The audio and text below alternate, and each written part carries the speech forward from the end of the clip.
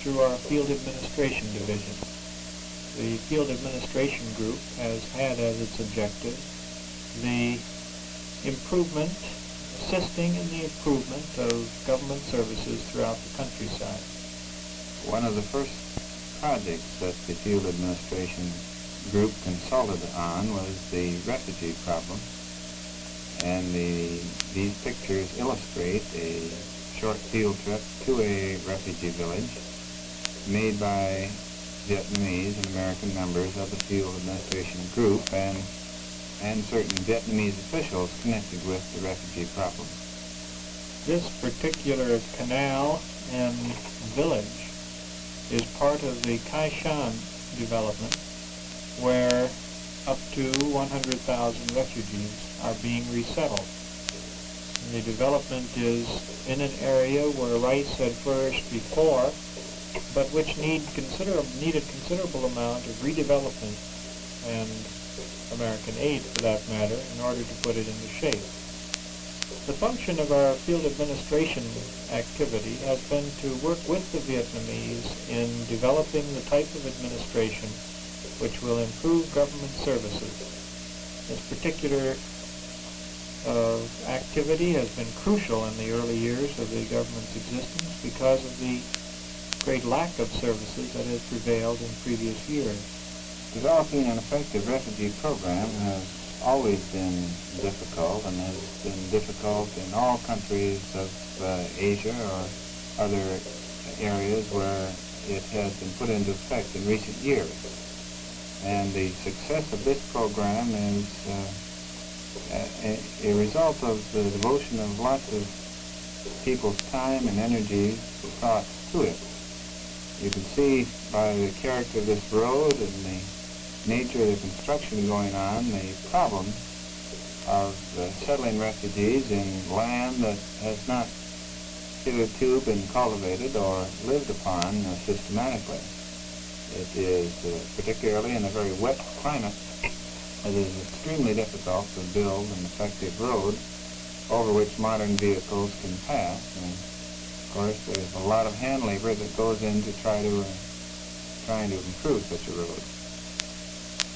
Of course, all of the equipment is somewhat less than modern Western equipment.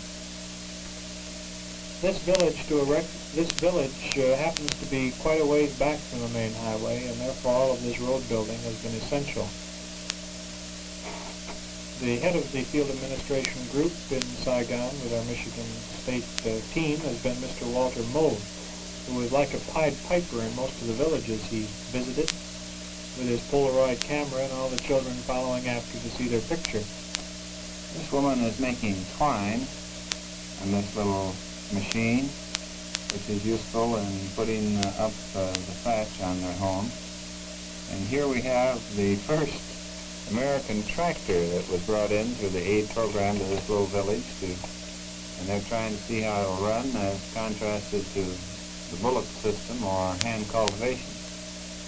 Notice all of the attractive rice land, potential rice land to the rear.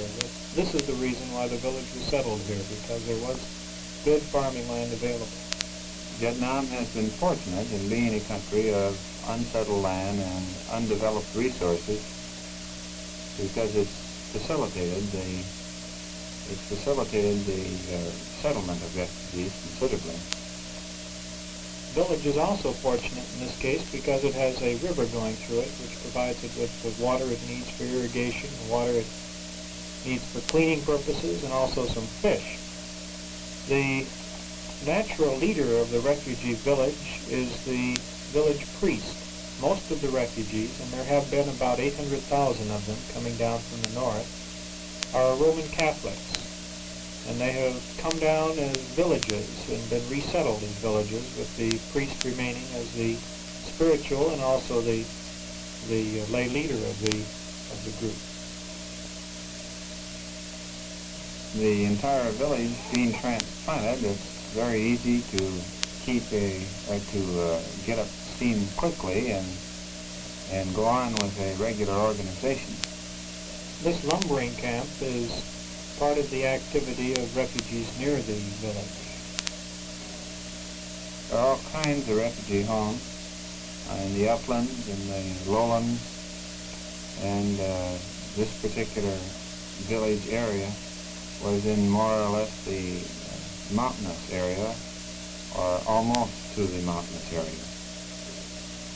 These were the white Thais, a type of people who came down from the north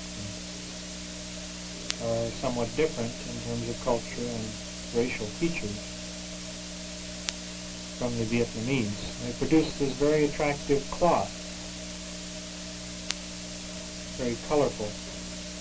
Although I believe their main economic base is, again, the rice land, another food product.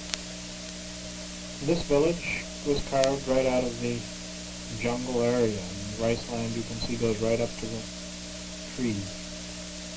It's manioc being inspected, another one of the crops of Vietnam.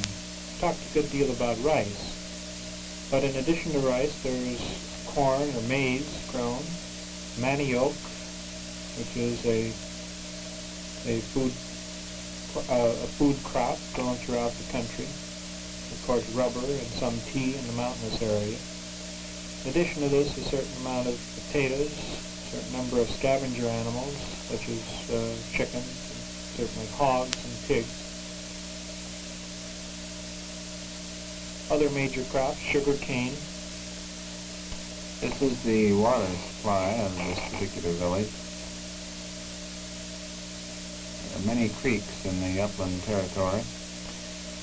Here a visit to the regional delegate, the administrative leader of the mountainous region in central and western Vietnam, or west central Vietnam. And this a visit to the honor guard. This is always one of the awkward moments in approaching these places. Hospitality on each field trip was most wonderful, and normally we were put up in the finest quarters in each of the regional cities or centers or villages that we visited. The local officialdom would spend many hours of their time with us, explaining their problems, and as a result we would have some idea of the implications of the field administration problems upon which we were consulting. One of the consulting difficulties is that often the consultants don't get out to see the kind of people the recommendations which they make that affects the people so much. This village is a montagnard village. The montagnards are, in many cases, quite a primitive people. This happens to be one of the more advanced mountain villages. And the housing is different than ordinary Vietnamese housing, as are the clothing. You can see some of the men in this picture are clothed in the typical montagnard costume. The long house on stilts is part of the village, although some of the montagnards have a different housing pattern, and the ladder with the steps notched into a log, typical of the ratty village, which this is. And under the houses one frequently finds the goats and pigs grazing, occasionally a cow or two. This is a rather rich village compared to most of the montagnard villages. It's a very well developed village site, very broadly laid out, and a very clean village site. This fellow on stilts is not typical. It's more of a hobby and pastime. He kept on walking back and forth while we were there. The real challenge on any program of consultation, like the field administration program, is how can a group of outsiders get to know a situation in another country in a short period of time so as to be useful consultants. This is the real challenge, because we go into different kind of culture, we are in unfamiliar situations, and yet there is a need to build up a consulting kind of activity in this country just as we have consulting-type activities in the United States. Actually, as we know, ideally, you could spend years and years of your time in any country and not exhaust the possibilities of learning something about it. And even consulting firms in this country, within the United States, have their difficulties in adjusting quickly. So there are problems of getting to know another people before you start giving them advice. There's this problem, the problem of learning about the people, about the culture, and adjusting recommendations and suggestions to the values of the culture within which one is consulting or working.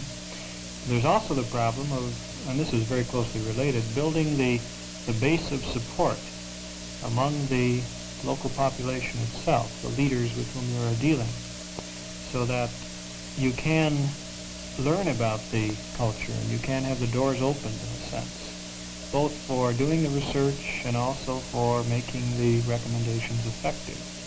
I think these two things move hand in hand. The need for understanding, and secondly, the need for a real warmth or a really strong feeling of mutual interest that develops. In fact, I would say the refugee program in the Field Administration Project has in many ways been most successful because of the existence of the latter, strong mutual feeling between the people working with the Refugee Commission and the Refugee Commission leaders themselves. I think this is very true. I think this is very true. And I think that also it should be pointed out that people from another situation can often find out information that people in that situation do not have access to. So in some ways, we can gather facts and information, data, that are not available locally or which would not be made available to local people. And this helps out in the general consulting problem of public administration. I think as a final comment on the field administration activity, the group in Saigon has moved gradually to integrate within the National Institute of Administration some of the consulting functions that have been up until now conducted largely by Michigan State University staff members. This kind of a long-range approach with the Vietnamese moving into this role themselves is the kind of thing that is going to bring about, we hope, a long-range success to field administration.